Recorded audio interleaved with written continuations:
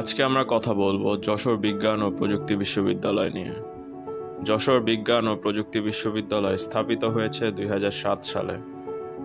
এই বিশ্ববিদ্যালয়ে বর্তমানে 8,000-এর বেশি শিক্ষার্থী অধ্যয়নরত আছে।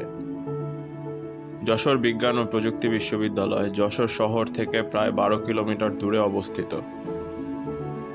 যশোর বিজ্ঞান ও প্রযুক্তি বিশ্ববিদ্যালয়ে সেশন জট নেই। এই বিশ্ববিদ্যালয়ে বর্তমানে 2টি হল রয়েছে, একটি ছাত্র হল, একটি ছাত্রী হল। এছাড়াও কিছু হল নির্মাণাধীন রয়েছে। এই বিশ্ববিদ্যালয়ে প্রথম বর্ষে হলে সিট পাওয়ার সম্ভাবনা খুব একটা নেই।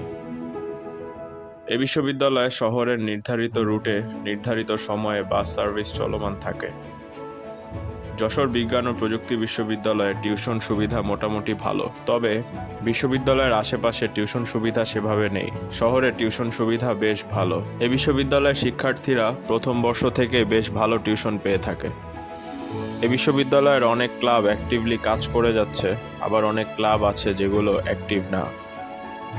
এই বিশ্ববিদ্যালয়ে পড়তে হলে কোনো শিক্ষার্থী যদি হল সুবিধা না নেয়, তাহলে তার মাসিক খরচ হতে পারে 4 থেকে 6,000 টাকার মধ্যে।